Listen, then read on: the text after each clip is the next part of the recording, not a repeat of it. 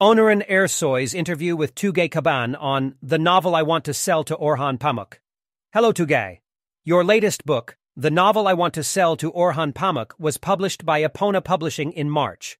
It's a slim book, more like a novella than a novel. Your first book, Erotic Poetics, was also a relatively short work. I'm curious, what does the issue of length mean to you? Does keeping your texts short serve a poetic purpose? First of all, I want to thank you for reading my work. I cannot simply attribute the brevity of my texts to the meaning encapsulated in the term poetics. That would be negligence, both towards poetry and literature as a whole. The short length of the texts is actually related to the dynamics within the text. For example, when we look at a painting or a sculpture, we don't question why a sculpture is small, or why a painting is so big. We rarely ponder the lengths or silences in music. However, when it comes to literary texts, we immediately notice the criteria of length or brevity after just a couple of sentences. I believe the length of an artwork is a matter related to its essence, and the essence, most of the time, cannot be easily defined or explained, even by the creator of the artwork. By the way, I find it amusing that the term poetics is associated with art forms other than poetry. That's why I carefully chose the title of the first book in my trilogy, Erotic Poetics, to attract attention. In this book, you ask a series of questions. These are questions about literature, about being a writer. In fact, these questions form the foundation of the text more than a narrative of events. Surely it has been a process of inquiry for you as well. When writing the text, were you able to find answers to the questions in your mind? I often design my characters as individuals who have not found answers to their questions. However, the same cannot be said for the archetypes I create. Archetypes always appear before the reader as having found their answers. That's why I don't even bother writing a definite ending for them. In fact, I have often encountered readers who question how certain characters reach their conclusion. However, I also believe that not every character can remain a character throughout the entire text. There is always a tendency for characters to become archetypes. Their representational power cannot progress in a stable manner, or rather, it shouldn't progress. After all, we are talking about fiction. Characters begin as characters and continue as characters. This is not the case in real life. Let me not stray further from the question. In my fictional texts, the questions that the reader notices are not necessarily the ones I am asking at that moment. If those questions have been incorporated into the text, then I have surely found my own answers to them. Of course, I must also mention that I do not provide all the answers I have found within the text, because I want my characters to resemble me. If they have the capability, I expect them to find their own answers. However, this is why I want to emphasize that I love my archetypes more than my characters, because they always live with the comforting answers they find within this life. They don't have to be accountable to anyone for what they do or what they become, even to me. So what does all of this have to do with Orhan Pamuk? How are questions like the importance of letter writing or the value of reading novels connected to Orhan Pamuk? Orhan Pamuk is merely a grand symbol in all of this, like a statue or monument in the city square. I see Orhan Pamuk as that symbol in the city square of our literary world. Some people don't like this symbol. You can think of it as reminiscent of those small Anatolian towns. There are those who say, "What is this pile of meat?"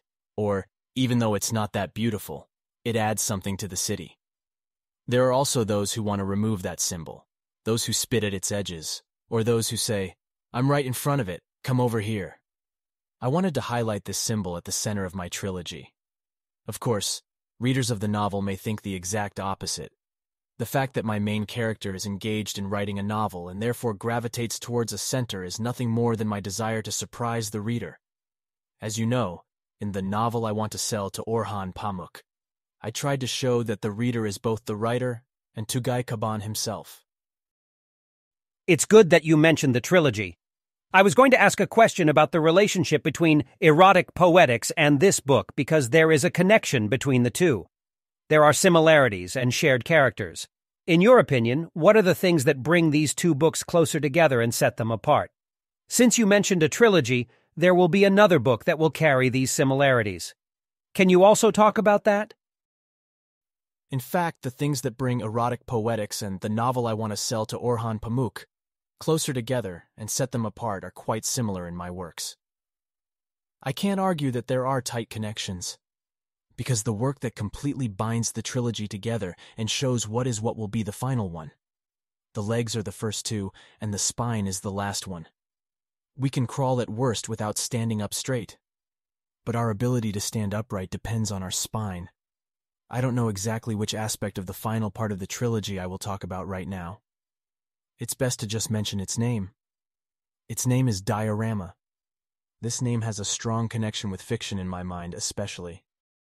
The book doesn't have a dynamic atmosphere. It's quite stagnant. Although there are some events happening, the narrative isn't shaped by the events, but rather the events are shaped by the narrative. It's not often asked why you prefer this style of storytelling, but I have a question I'm curious about. Do you feel that you have achieved what you intended with this book? Unfortunately, I cannot say that I have definitely achieved it. I believe I have completely achieved what I wanted to do with erotic poetics. But in the novel I want to sell to Orhan Pamuk, for me to feel that I have achieved what I intended, all readers of the text need to see themselves as the writer of the text, and also as Tugay Kaban, as I tried to explain earlier. How can you explain to someone who has not created an artwork that they themselves have created that artwork? The reader who will read this book should feel as if they wrote these sentences, these symbols, and also think that I am them. Is that possible? For example, can you imagine thinking that Tchaikovsky wrote The Old Castle, or that Shakespeare wrote Hamlet? In fact, I also believe that I am taking the wrong path by trying to achieve something here. It's like trying not to wake up from a dream or jumping while falling. It's impossible.